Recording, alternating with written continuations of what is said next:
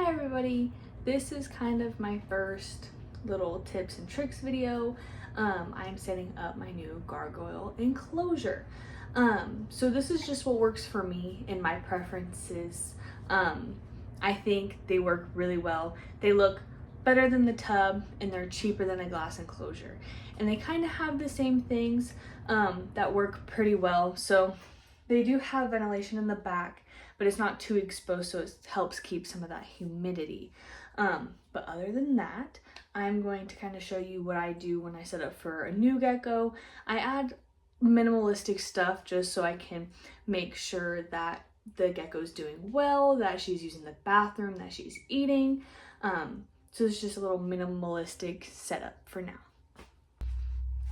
Okay, so the first kind of step that I start with is paper towels. I don't really use, since I have, you can only see 4, but I do have 6 of these enclosures.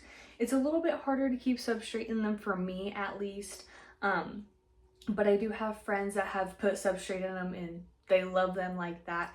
I just personally think it's easier for me just because I'm not making them bioactive, so there's really no necessarily, it's not needed to have like the dirt substrate. So I just use paper towels. I use probably 4 paper towels just for the bottom to create a nice layer, so it's not just this whole texture all the way around. Adds a little bit of texture on the bottom, and it's also easier for cleanup. So I just lay these in the bottom like this, super easy. Sometimes they do tend to slide around, but it's not too big of a deal just because I do clean these pretty regularly just to make sure everyone's going to the bathroom and everything like that. So just take the paper towels out, you can spray it down with some reptile cleaning spray and just wipe out the enclosures, put everything back in, and it's good to go. So another thing that I do add is cork bark. This is a pretty big piece of cork bark, but I think it'll work fine for her for now just because we are adding other things. Since gargoyle geckos are arboreal, I do add leaves and branches and stuff, but this is just one of the things I put on the ground just so she does have a hiding spot on the ground if she doesn't want to be up above.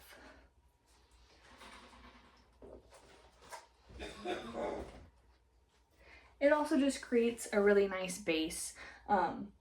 It's a nice little ledge. My other geckos, at feeding time, they all sit on their little cork bark waiting for their food. Speaking of food, I really like their little wax containers. You find them on Amazon, but they have, it's like a little jar, but it's all made out of silicone or rubber.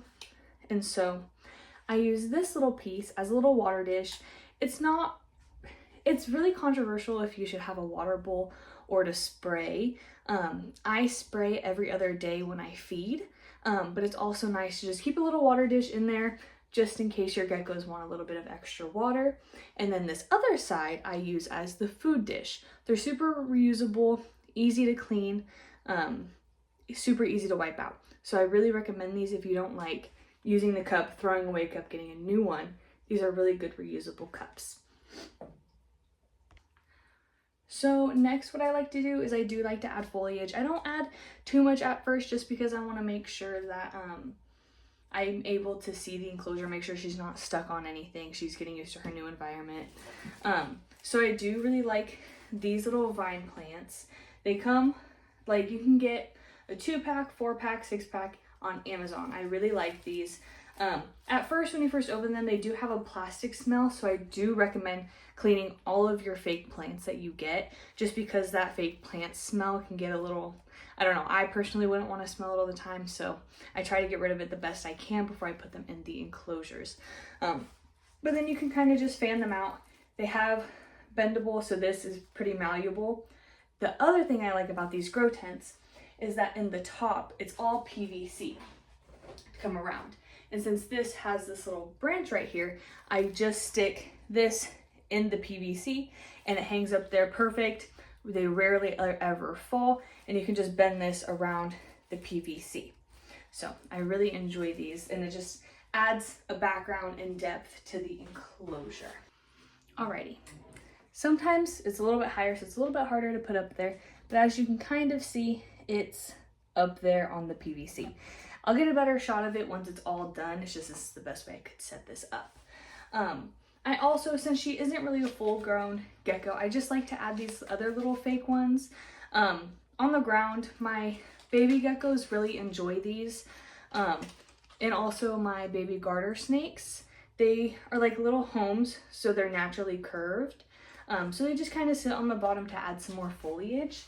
I'll also add them around the cork bark to kind of hide the inside of it a little bit more.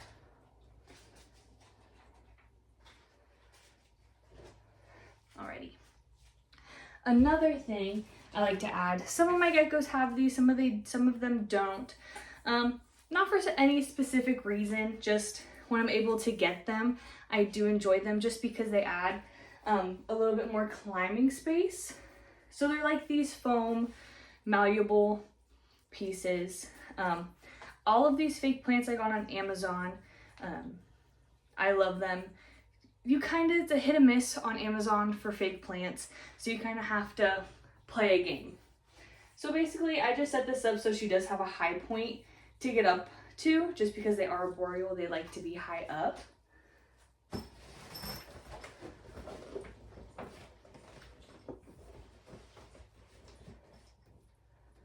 I also like to make sure that they're pretty stable, just because, you know, you might have once they get older, a 40 to 60 gram gecko that's gonna knock it over. It's not a high fall. I've seen geckos have higher falls just because they like to fly. So this is just, some of them like it, some of them don't. I add it just because. Some other little fake plants, vines, it just adds some more coverage in the enclosure. Like I said, this is a very simple, minimalistic enclosure for now. I do have more stuff coming, but this is just a basic setup for now.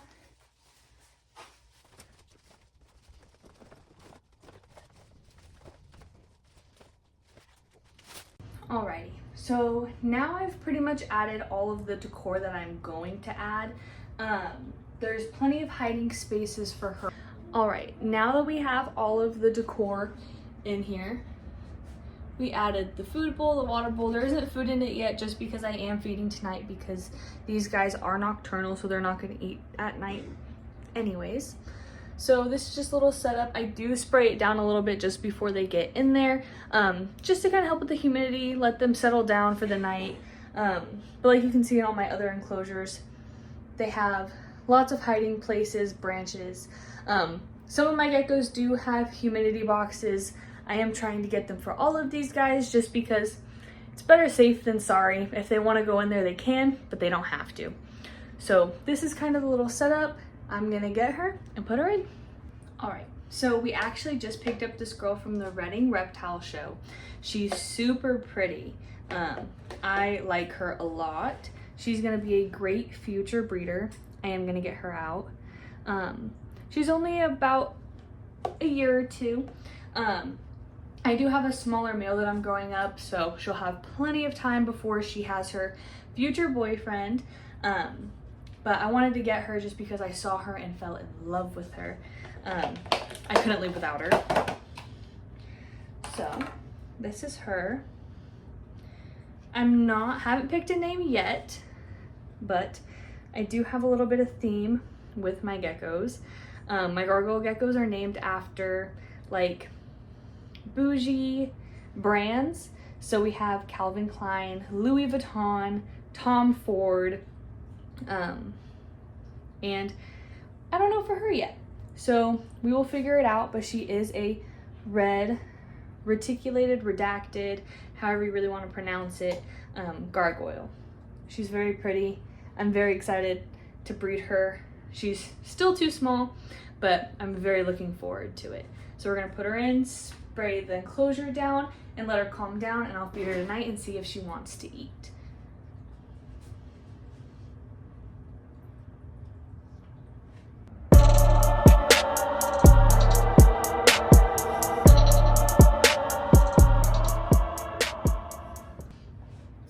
This will actually be her future boyfriend if go according to plans.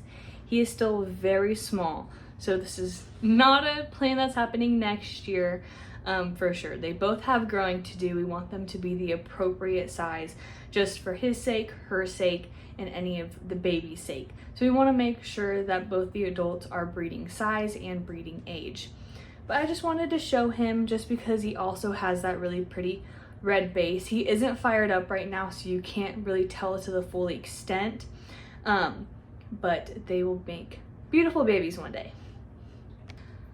All right, so that's pretty much the end of my little gecko setup. It's really simple, really easy. When you have a lot of geckos, I wouldn't say I have a ton, but I definitely do have more than the average person. So I really enjoyed these grow tents. They have been a huge help just because I do like the tubs. They're simple, easy setups, but sometimes they're not the prettiest to look at. So I really enjoyed these grow tents just because they do have a visual part so you can see them, but it also isn't as expensive or heavy as the glass enclosures. So if you have any questions or any recommendations on how I can upgrade these enclosures or just anything else I can kind of explain more, or anything that maybe I need to work on, just leave a comment, and see you guys next time.